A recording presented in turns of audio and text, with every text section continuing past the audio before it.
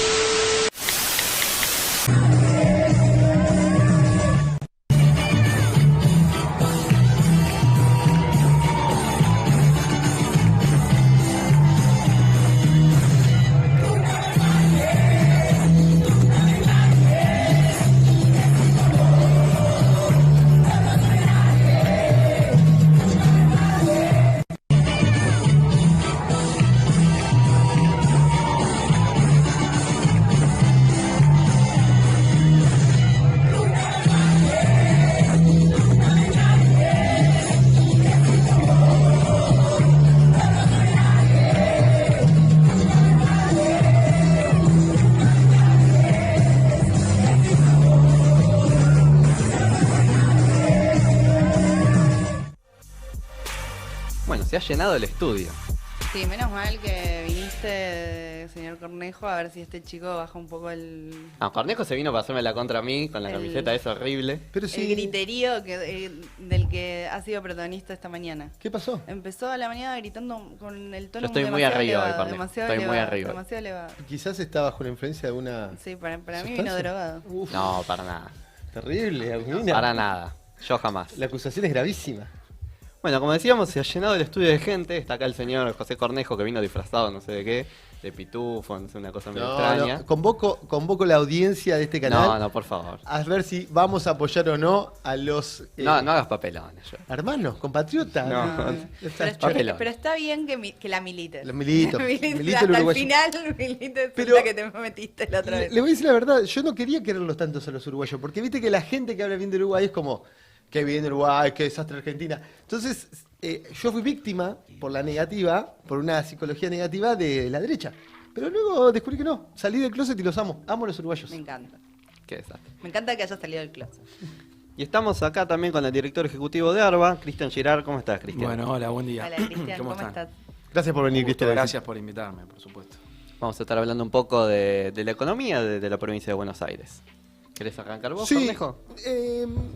Cristian, hay un plano como marco introductorio de la nota, venía pensando recién, que es en algún lugar, y a propósito de traer esta discusión a Gelatina, que la economía se la presenta con un nivel de formalidad, de un nivel de complejidad, que es un territorio para especialistas. Y entonces, bueno, la gente lo máximo que puede escuchar es la economía anda bien o mal, y sistemáticamente los canales pasean gurúes que no aciertan nunca. De hecho, los invitaría a jugar al pro de esa gente porque los desplumo. Y bueno, y aún así no hay registro, ¿no? No hay un proceso científico de, bueno, amigo, le erraste las últimas 8.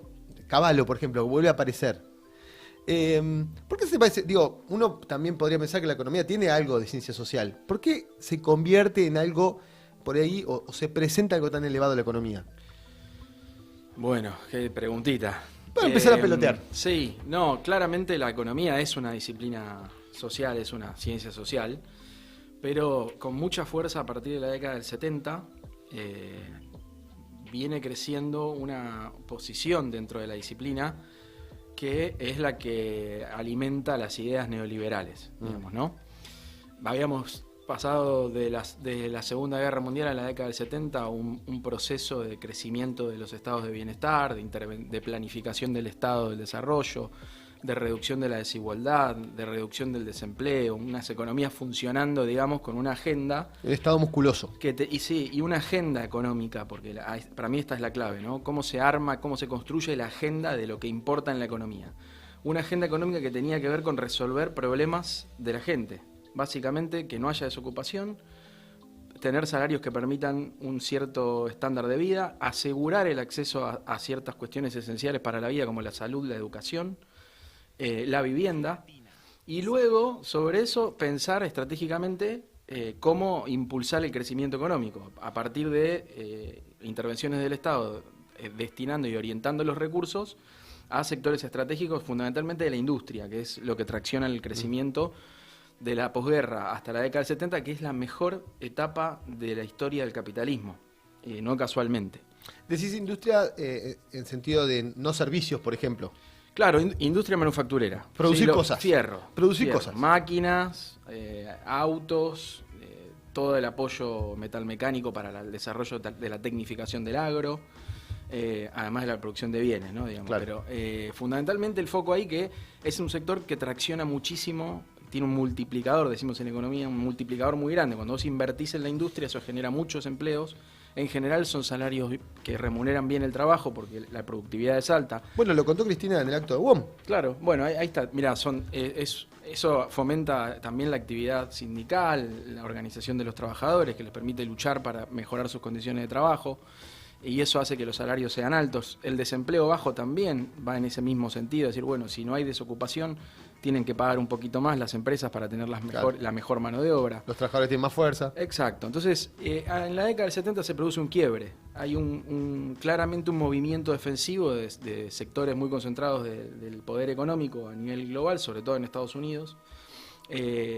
Estados Unidos rompe el patrón oro, que garantizaba la conversión del dólar en oro con una estabilidad determinada, que era lo que le daba a todo el sistema mundial un patrón de referencia para desarrollar el intercambio comercial. Y eso fue un evento negativo. Sí, eso es malo. Estados Unidos, es Nixon, rompe con el patrón oro y empieza a emitir dólares para financiar su déficit externo.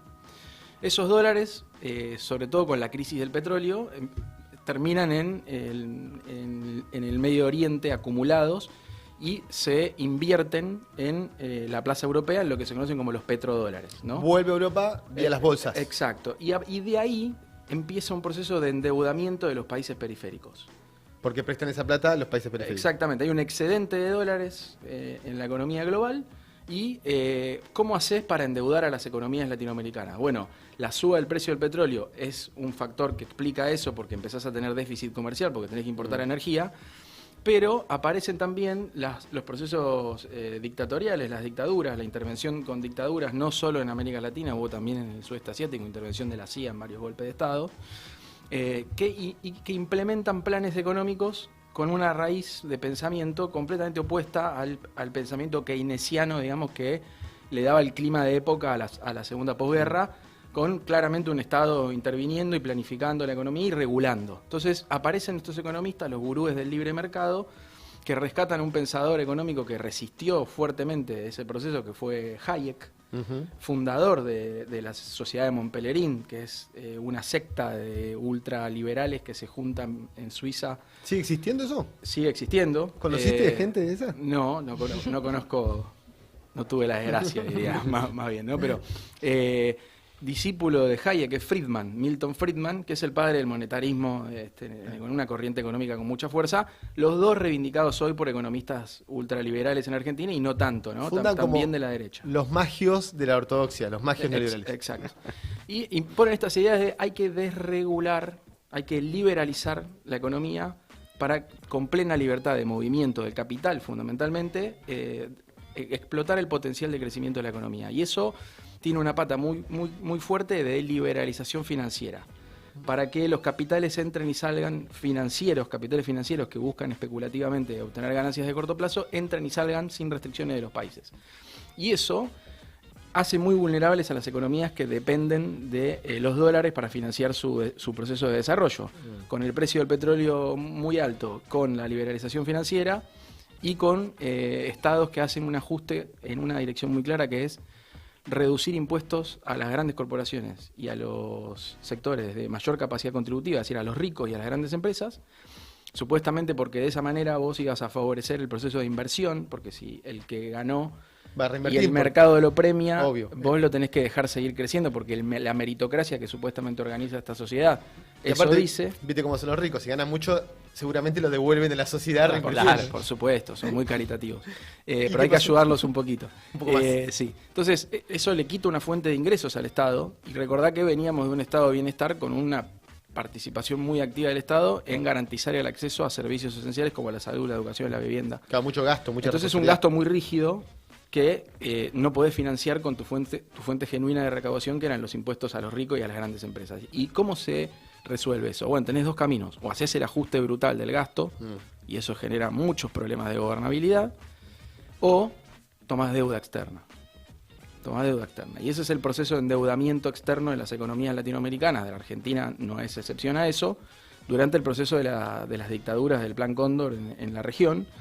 En la década del 80 ganan en los países centrales, Reagan y Thatcher en Estados Unidos y en Gran Bretaña, gobiernos neoliberales que llegan al gobierno ahora sí por medio de los votos y no por medio de la fuerza, como ocurrió con las dictaduras en América Latina. Y despliegan una serie de políticas que van en este sentido, ¿no?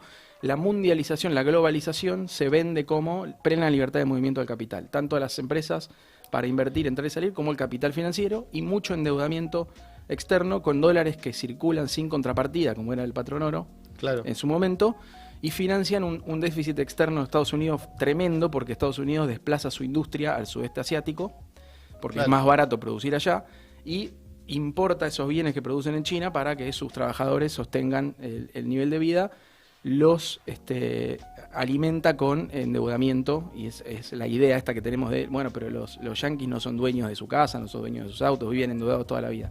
Bueno, tiene un momento de verdad que fue la manera que encontró esta idea económica del neoliberalismo para sostener los niveles de consumo, a pesar de que estaba desindustrializándose Estados Unidos y cayendo los salarios y deslocalizando la producción al sudeste asiático. Ahí, Cristian, dos cosas que pasan. Primero, por lo que vos contás, todo el discurso de los economistas conservadores en contra de la emisión no lo aplican para Estados Unidos, porque vos estás contando que empapelaron el planeta. Eso por un lado. Y lo segundo, en los países latinoamericanos pidieron deuda para empatar la inversión social o el gasto del Estado, sabiendo que no se iban a reponer esos recursos. Gastaban. Sí, y peor, digamos. Y vemos después qué pasa cuando nos llaman. Y peor, porque una mano lava la otra. Peor, porque la pata local de ese proyecto globalizador neoliberal, que son los grandes grupos económicos que vienen de la diversificación de la oligarquía agropecuaria, en el surgimiento del país, digamos, Claro. de la Argentina, del Estado moderno. O sea, los Bember que tenían campo y pasan a producir cerveza. Claro, Ponele. se diversifican y invierten esa renta, en lugar de poder captarla al Estado para invertirla productivamente, diversifican sus negocios, y cuando llega esta ola, bueno, se acabó el cuco del Estado, somos libres, toman todo el excedente que logran con la transferencia tremenda que hubo de recursos de los trabajadores a los propietarios, digamos, del capital durante la dictadura. Fue terrible, una caída del salario real de 40 puntos. Tremendo. Imaginémonos que con Macri cayó en torno al 20 y pico. Imaginémonos 40 puntos de caída del salario Dos real, Macris. ¿no? Imagínate. Todo ese excedente que acumulan por esa transferencia tremenda de ingresos, lo dolarizan y lo sacan del país y lo fugan. Entonces ahí es donde empieza este proceso de endeudamiento para fugar. Bien. Endeudamiento y fuga. Que es donde se dice que hay un PBI argentino fuera de Argentina. Exactamente, y sin declarar. El verdadero PBI que Buena se roba. parte. Exactamente. Entonces claro, digamos, se benefician por un Estado que no interviene en regular la economía, en orientar los recursos, tienen plena libertad y al mismo tiempo tienen acceso a los dólares que los trae no la economía exportando más, sino el Estado tomando deuda externa en plazas extranjeras. Financian de esa manera la dolarización de ese excedente, de esa riqueza que empiezan a acumular a partir de esa tremenda caída de los salarios y el empeoramiento de las condiciones de vida. Eso además da lugar a un proceso de desindustrialización, de ruptura del tejido manufacturero en Argentina, que genera algo que nosotros no conocíamos, que es la marginalidad, digamos, la exclusión social y la marginalidad que cristaliza en los 90, cuando ya hay una segunda generación de trabajadores que no tiene trabajo.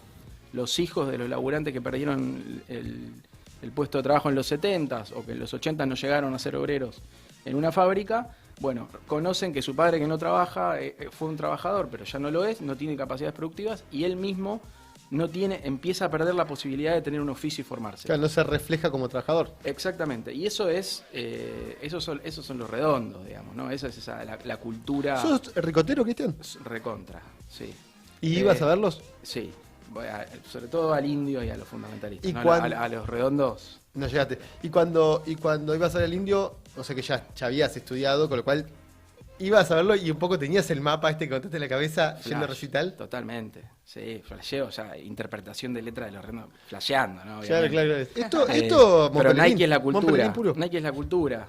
Claro. Digamos, el indio tiene hay una sensibilidad artística del indio de captar una esencia, un momentum, digamos, un momento político, que no por nada las letras no se entienden, pero llegan. ¿Te gusta más el indio que los redondos? Me gustan más los redondos. Ah. Porque es otro debate me gusta más los redondos, sin lugar a dudas. Digamos, sin lugar a dudas. Pero bueno, entonces, volviendo a tu pregunta de si es una disciplina social la economía, Claro. sí lo es. La disputa es sobre la agenda. Entonces, hoy ¿cuál es la agenda que cuando vos quedás sobreendeudado y además recontraendeudado con el Fondo Monetario Internacional, que no hablamos de eso, pero el Fondo Monetario Internacional es el garante de este proceso de endeudamiento de los países para recuperar esos dólares que se les prestan por medio de la receta de planes económicos de ajuste para garantizar el repago de esa deuda, que en realidad terminan funcionando siempre mal. Que además, bueno, el FMI mismo queda pervertido, ¿no? Porque cuando se funda después de la Segunda Guerra tenía otro espíritu. Totalmente, digamos, viene a resolver el problema de cómo generar un comercio regulado y estable y eventualmente que haya un organismo que funcione como prestamista de última instancia si algún país tiene un problema económico, financiero, y extraordinariamente el Fondo Monetario podría intervenir ahí para salvar esa economía y que vuelva después a crecer. Hoy Acá empiezan... Es sheriff de Nottingham soy. Vengo por la comida de tu hijo. Consenso de Washington, ajustá el gasto, y genera un excedente, y con ese excedente vas a desendeudarte y me vas a poder pagar la deuda a mí.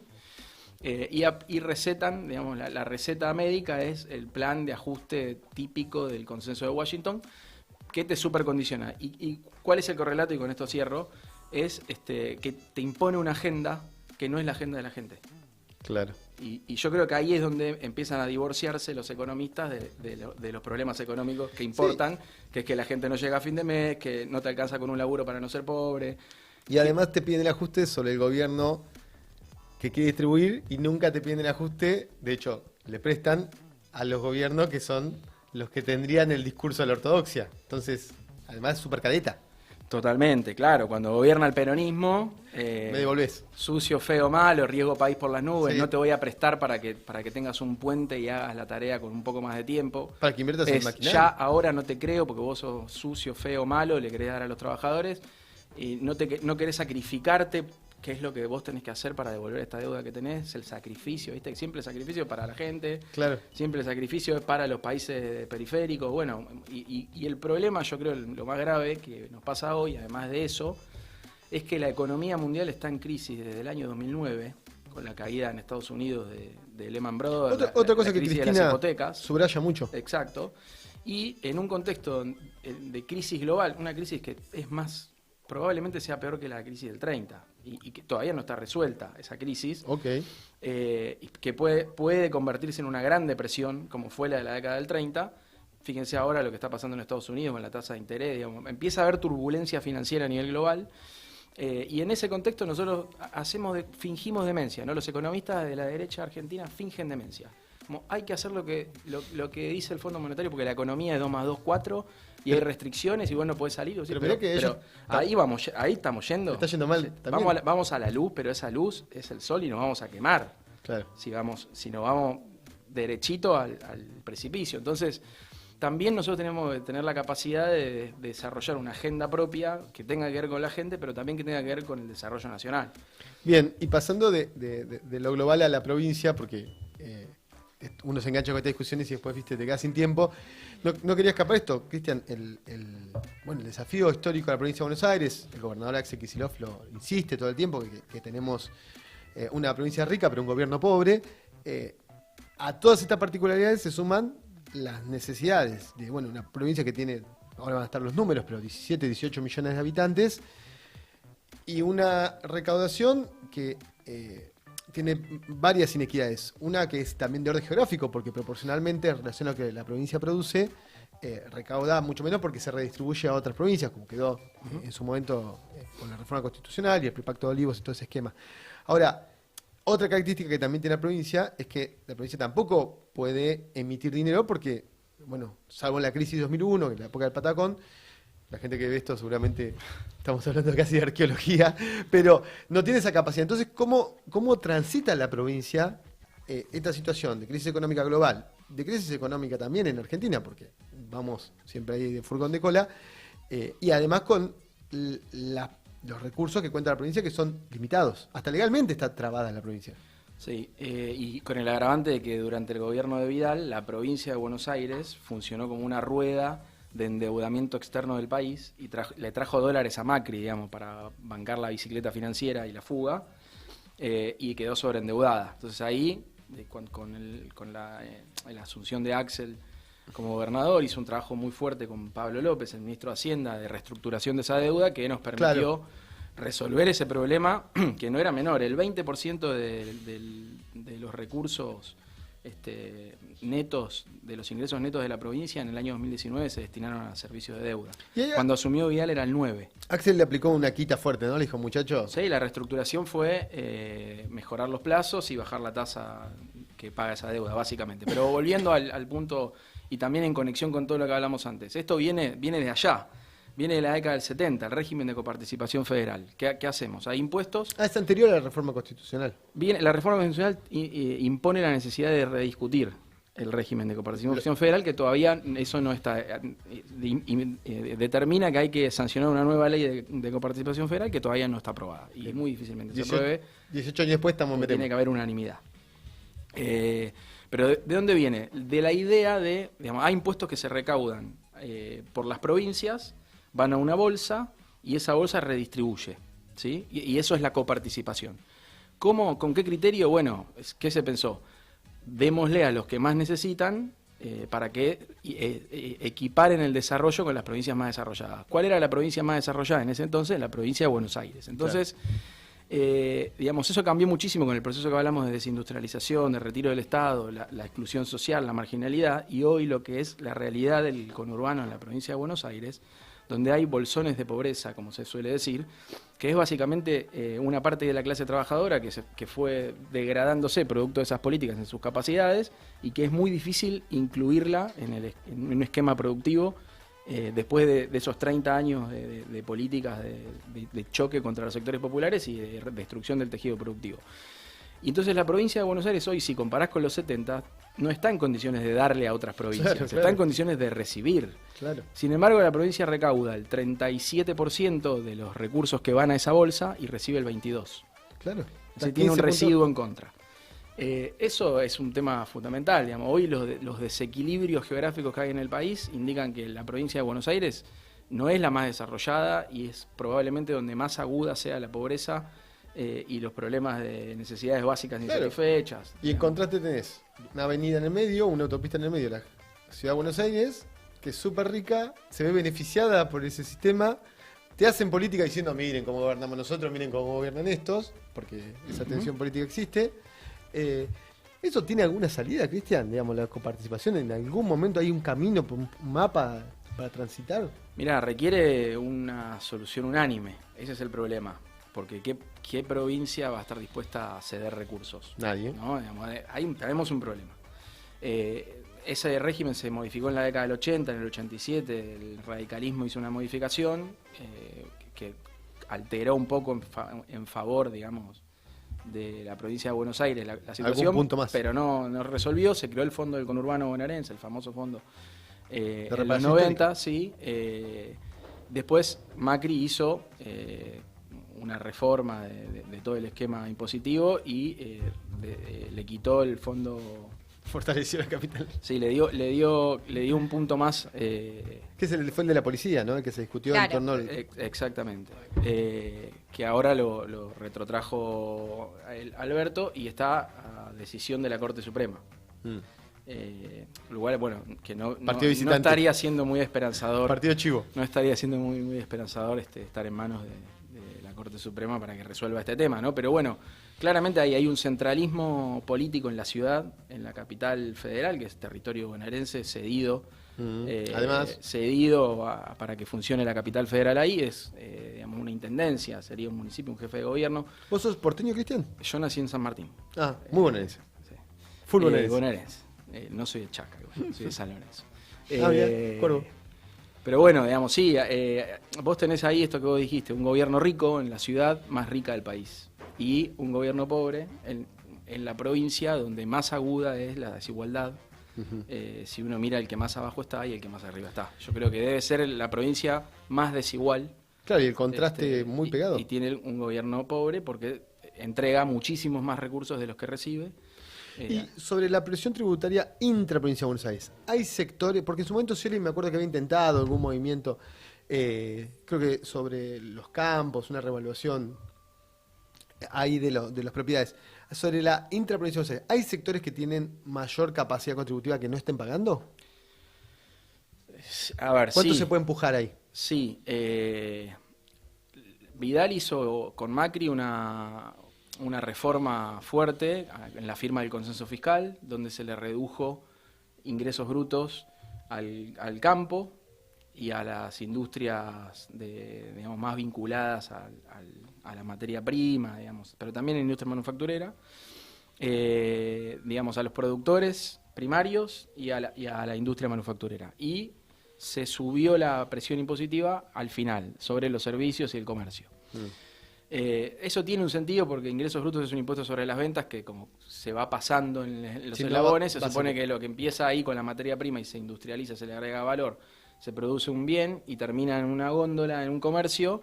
Bueno, si le cobras al final es mejor que si le vas cobrando en toda la cadena, pero lo que termina pasando como resultado de esto es que es un beneficio para el agro y la gran industria porque le bajás los costos financieros al no tener que lidiar con el pago de ese impuesto o bajárselo, digamos. Y el consumidor es el que paga el impuesto. Y al final el consumidor y los servicios del comercio son los que tienen la alícuota más alta. Venimos de ahí, digamos, ¿no? Venimos de bajarle la carga impositiva a esos sectores, subirla en los comercios y los servicios, y además venimos de una provincia que recaudaba mal a través del uso de regímenes de retención. Básicamente, ¿viste? Cuando la gente le hacen una transferencia y dice, che, me sacó algo ARBA, acá me sacó ARBA, no me transfieras porque me saca ARBA. ¿Qué es eso? ¿Por qué ARBA me quita plata? ¿Por qué me saca? Claro, es una retención que es un cobro adelantado de ingresos brutos. Ahora, si yo pongo eso muy agresivo, le pongo alícuotas muy altas, La gente se pone histérica. le voy a sacar más de lo que paga de impuestos.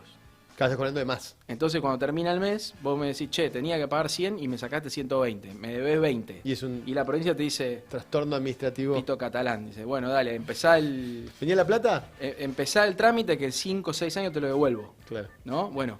Con Entonces, inflación ¿cómo del compensó 80%? la provincia de Buenos Aires la pérdida de recaudación de la firma del consenso fiscal? Apretando a los comerciantes, profesionales independientes, a los servicios. Mi hijo es un tipo de buen pasar y no sé dónde había leído, porque siempre hay algún medio que mete ahí la cizaña, pero decía, yo cambio el auto, pago más impuestos que un chabón que tiene, no sé, 500 hectáreas de campo. Dice, con el auto pago más que... Sí. Dice, Bueno, la patente, este año estamos con una propuesta de ley impositiva que reduce fuertemente la patente. Estamos bajando la alícuota máxima de 6,37 a 5,31 y 40% de tope para el resto de las escalas. Venimos de 4 años de trabajar en eso para bajar la presión, el costo de la patente, digamos, en la provincia. Pensá que cuando llegamos, la alícuota promedio era 5 y punto, 5 y algo por ciento, 5,1, y este año con la ley de 2023 va a quedar en 2,98. ¿El alícuota es el porcentaje de impuesto? La alícuota promedio, Bien. claro, sí, se paga sobre el valor del auto. Es decir, estamos bajando la patente. Decirle a tu Bien. viejo que tiene razón y Le que, digo, y que estamos bajando le- la patente. Ahora está Ahí grabado. está, decile. Van a bajar la patente. del auto. Señor Cornejo. Bien. Le estamos bajando la Aparte, patente. yo después tengo que convencer- Agradezcale al gobernador. Después yo tengo que convencer para que vote. ¿Viste? Ah, Ahora el sí. año que viene. Pero tiene razón, está pagando mucha patente y estamos bajando la presión. Porque ¿qué pasa? Empezás a presionar. Son los Vamos de últimos. nuevo al reflejo. ¿Cómo se le bajás los impuestos a los ricos y a las grandes empresas? Tomás deuda, pero la deuda la tenés que pagar. Eso genera una carga de intereses. Tenés que generar recursos. ¿Dónde lo buscas? Clase media. IVA, impuestos al Claro. consumo y impuestos al patrimonio muy altos. Y ahí vamos. Empezamos a presionar a la clase media que piensa, che, esto es asfixiante. La presión impositiva es tremenda. Los ricos, las grandes empresas, che, hay que bajar los Sí. impuestos porque la presión impositiva es muy alta. Votan un gobierno que dice, che, te voy a bajar los impuestos. Asume ese gobierno, manda un proyecto que Te era mato. solo bajarle los impuestos a los de arriba Claro. y mantener la presión impositiva o incrementarla sobre la clase media. Me entendieron mal. Iba a bajar los impuestos a los ricos. Claro. Perdón, fue una confusión. Claro, pero bueno, todo ese proceso, en los 90 se da el proceso de descentralización, y vuelvo a la pregunta de la provincia de Buenos Aires, de descentralización del Estado. Se provincializan la educación, la salud, digamos, se descentralizan gastos sin recursos. Y ahí es donde las provincias tienen que generar una fuente de recursos para financiar ese gasto que antes no tenían, y crece la presión impositiva sobre los sectores productivos, sobre las clases medias. Y entonces, claro, tenés a tu viejo, los señores Cornejo de esta vida, que pagan un montón de impuestos. Sí, claro. Pagan un montón de impuestos para sostener un esquema institucional rediseñado en favor de los sectores más concentrados, de los más ricos, del capital transnacionalizado y en contra de las pymes, de la clase media, de los trabajadores. Así que eso todo tiene que ver con todo, ya que la citaste tanto, Cristina. Pero, Cristian, ahí hago mi última pregunta porque estamos bien en hora, por si los dejo si quieren preguntar. ¿Hay en algún momento esto, que el esquema tributario de la provincia baje sobre los sectores medios y bajos y crezca sobre los sectores altos? ¿Eso está en el mapa? Eso estamos haciendo, digamos. Bien. Digamos, si el signo de la gestión Kicillof en la provincia, de este espacio, digamos, este gobierno de la provincia de Buenos Aires, busca eso, busca bajarle la presión impositiva, bajarle los impuestos a la clase media, ganando progresividad en la recaudación. Si estamos trabajando en que cada uno pague según su verdadera capacidad en cuanto a lo patrimonial y en ingresos brutos, muy fuerte bajando esa presión de los regímenes para no acumularle de más, sobre todo a los laburantes, saldos a favor, digamos, no recaudar más de lo que corresponde con los regímenes, y fiscalizando muy fuerte sectores concentrados para evitar maniobras de evasión, elusión y generar los recursos a partir de un mejor control sobre sectores que tienen capacidad económica y además tienen los recursos para planificar tributariamente sus negocios y reducir al mínimo el pago de los impuestos. Así que ahí estamos, 4 años de gestión, el primer corte, vamos por un 6x6 ahora, presentó claro. la provincia de Buenos Aires, pero en el año que viene, si hacemos un corte, deberíamos, comparando con 2019, vamos a tener una mejor estructura tributaria en el sentido de que estamos recaudando con más progresividad y estamos en un proceso de reducirle la presión impositiva a los sectores medios, a la clase media, fundamentalmente, Que ya viene transpirando. que viene muy, muy exigida con lo que ocurre a nivel nacional con el tema de los impuestos. Che, y lo de Carlos Castañeto en la FIP, ahora que llegó, ¿qué te parece? Tu par nacional sería. Sí, me parece que estamos muy alineados. Le metió una impronta, ¿no? Estamos muy alineados en esta idea de un Estado que yo siempre lo planteo así. Vos podés desplegar políticas de redistribución del ingreso con el gasto público, ¿sí? La asignación universal por hijo, mejores jubilaciones, digamos, mejorar la calidad pensiones, educativa. lo que vos quieras, ¿no? O invertir en salud, invertir en educación, invertir en obra pública, pero la clave es que eso va a tener un límite muy claro si vos no lo financiás progresivamente, porque si vos te financiás sacándole a los de abajo para darle a los de abajo, vas a mejorar la cosa porque eso mueve la rueda de la economía y genera empleo y eso hace que suban los salarios también, pero tiene una limitación. En cambio, si vos le sacaras a los de arriba para redistribuir a los de abajo, sería mucho más virtuoso porque además de mover la rueda y generar empleo, actividad económica y sube los salarios, Sí, estaría cerrando las brechas de desigualdad desde el momento Empatás un del poquito. cobro de los impuestos, que en definitiva es el objetivo que tenemos que tener, ¿no? De ser un Estado que intervenga para reducir las brechas de desigualdad y subir el piso, sobre todo, ¿no? No se trata de subir el piso, fundamentalmente, ¿no? De garantizar un piso mínimo de dignidad humana que haga que el pueblo vuelva a ser feliz, vamos a ponerlo así. Que es otro concepto Que vuelva a ser feliz. Chicos. Sí, a mí particularmente el punto que más me interesa, recién hablabas de la coordinación con Nación, digo, en estas cuestiones de reevaluación y de fiscalización que está llevando a cabo la provincia, eso por un lado, y después cuál es el rol de ARBA en programas, digamos, por ejemplo, lo que es precios cuidados, digo, en temas de fiscalización en cuestiones tributarias o de precios. Bueno, fiscalización a nivel nacional, lo que te puedo decir es, yo noto que hay, en este sentido, volviendo a la pregunta con Castañeto, hay un cambio, se nota un cambio en una agencia más activa, una AFIP mucho más activa en materia de fiscalización, tanto en aduana como en DGI. Ahí te puedo decir, ARBA coordina, sobre todo con DGI, que ahí está Virginia García a cargo de la dirección. Trabajamos muy coordinadamente en procesos de control y fiscalización sobre jugadores concentrados de la economía. Hacemos operativos de control en rutas, en los puertos. Tenemos un trabajo muy alfileres, ¿no? coordinado. Alfileres en los ojos tuyos. Sí. Es tremendo. Tengo que poner una pulserita roja. Sí, porque pero bueno, tenemos un trabajo muy coordinado y la otra pata, que es la que no se ve, es la del intercambio de información, que también Nobleza obliga, con la gestión de Marco del Pont, eso avanzó muchísimo también, no es que antes no pasaba. El intercambio de información es fundamental porque nosotros cruzamos información de AFIP con lo que nos declaran los contribuyentes y a partir de eso ya detectamos indicios de evasión en la provincia y vamos a buscarlos. El último caso que preguntaste por precios cuidados, cuando fue lo de Brown, que le preguntan, che, ¿y vos cómo haces con la inflación? Y yo me dedico a remarcar todos los días, haciéndose el piola. Simpático. Sí, re gracioso, sí, a la gente le causa muchísima gracia, seguramente.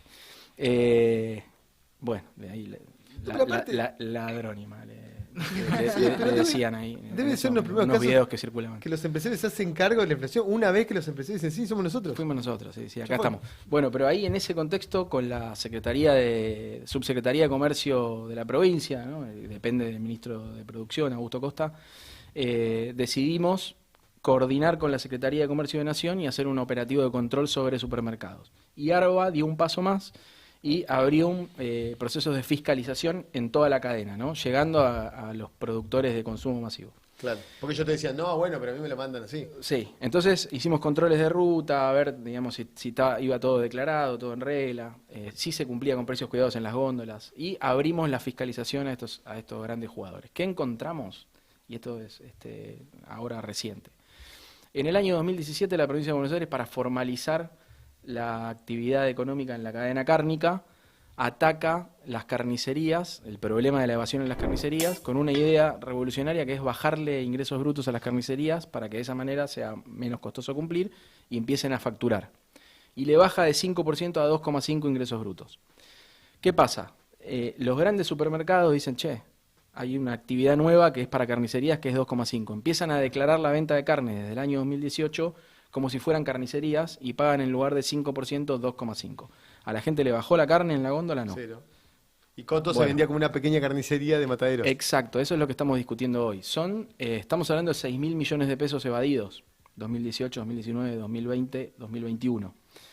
Eso es el resultado de esa fiscalización que arrancamos en el marco de ese contexto particular de aceleración de la inflación, los supermercados diciendo sí, nosotros remarcamos, bueno, salimos a controlar precios cuidados, fuimos un paso más, ahí estamos con ese proceso abierto ahora, estamos viendo, ya notificamos a los supermercados, son 7 grandes cadenas de la provincia de Buenos Aires que declararon mal, vendieron carne y dijeron que eran carnicerías y pagaron menos. ¿O te dicen, no, bueno, yo voy a litigar hasta la Corte Suprema? Y lo vamos a ver, es lo que estamos viendo. Estamos ahora en Mala mía, en los tiempos administrativos y veremos cómo resulta. Yo creo que es muy clara la maniobra y que les corresponde pagar como si fueran supermercados, que es lo que son. Claro. Pero bueno, veremos cómo termina. Pero ahí sí, el Estado tiene que hacer lo que hay que hacer. Nosotros tenemos que ir a buscar los recursos, ir a recuperar los recursos en los sectores más concentrados que tienen la capacidad de hacer estas maniobras y que la elusivas. provincia lo necesita. Y vos, si no los controlas, no los ves, no los pescás, pasó a los 5 años prescriben. Claro. las Lo que transforman en dólares y lo evasiones. sacaron del país. Pero bueno. Chicos, Estamos. No, a mí me quedó algo que pasábamos en un videito del principio donde estabas hablando vos, donde decías como revalorizar los impuestos, ¿no? Que la gente no paga impuestos porque, mira, yo soy el boludo que paga impuestos mientras los demás se evaden, digo, esto que decías vos, la importancia de, primero lo progresivo, pero también de estarle encima a los evasores para que la gente no se sienta que es la boluda que está pagando impuestos mientras el otro se la lleva para afuera. Totalmente, pero tenés que hacer el trabajo, porque legitimar el cobro de los impuestos hay que hacerlo, pero hay que legitimar el cobro de los impuestos bajándole la presión impositiva a los laburantes y a la clase media y subiéndola por arriba, porque si no, pasa lo que pasaba en esta idea de los inicios de la Agencia de Recaudación de la Provincia de Buenos Aires. No quiero hablar de nombres de personas, digamos, pero estaba esto, un padre con el hijo en un duna, y veían cómo un auto importado Arba lo estaba secuestrando porque no había pagado la patente, y el padre le decía al hijo, ¿viste? Hay que pagar los impuestos, yo los pago y no me llevan el auto. Pero en realidad estábamos... súper punitivista. Claro, pero y estabas en un momento donde le estaba subiendo el impuesto al del Duna, ¿no? Me parece contradictorio. ¿Entendés? Entonces, y estaba legitimando el pago de los impuestos cuando le estabas aumentando la presión. Lo que hay que hacer es al revés, es tener una estructura tributaria progresiva, que la legitimidad del impuesto tiene que venir de dónde vas a buscar los recursos. Sí, y además controlar la evasión. Y que si estás ordenado vas a tener menos quilombo que si Totalmente. estás así desprolijón. Bueno, muchas gracias por Cristian, haber... muchas Bueno, gracias. no, un gusto, gracias a ustedes. Esto me parece que es como un buen ejemplo de que cuando los economistas, ¿no? Te hablan difícil, Sí, porque- es una trampa. Muy pedagógico, ¿No? ¿no? Porque Cristian nos explicó todo. Sí, ¿y sos docente, Cristian? Sí, Porque sí. tenés como, ¿no? Sí, bueno, yo lo oficio. conozco a Axel en la UBA, fue mi tutor de tesis, mi director de beca. ¿De qué fue tu doctoral. tesis? De la tesis de grado, digamos. ¿Pero de qué fue? Sobre renta petrolera y YPF. Ah, mirá. Apa. Sí. Porque la Axel fue sobre Keynes. 2007. Sí, ¿La publicó? pero esa es su tesis de doctorado, no, Ah. palabras mayores. Esta es la tesina de grado para recibirte de economista. Después di clases con él y sí, Y un además de mi buen profe. maestro, es excelente profesor, es un economista brillante de su generación, no tengo dudas que es el mejor. Medalla de oro. Sí, doctorado con 10, un doctorado, una tesis sobre Keynes, realmente un gran valor intelectual para Argentina, y que bueno, que además decidió embarrarse, decidió que exponerse a que lo traten, viste, que quieren instalar, no es capaz, es un bruto, ¿viste? Aparte- es un tipo que si hay algo que no es bruto, es Igual- brillante, realmente es brillante. En general tiran un par y se van al mazo porque cuando empiezan a sacar todo... En su momento circuló un Y meme, sí. ¿se acuerdan? De todos los méritos que tenía Axel y de la persona que le tiraba que era secundario completo. Claro. Bueno, Cristian, muchas Bueno, gracias por venir. Y muchas gracias por venir gracias. siempre, Muchas porque la verdad siempre te invitamos, siempre te copás. Es verdad, nosotros Cuando a mí en me radio encanta, hablamos muchas veces Me con encanta él. charlar, Sí, así sí. que cuando quieran. No nos lo digas mucho, A que mirá disposición. que nosotros te llamamos seguido. Enseguida.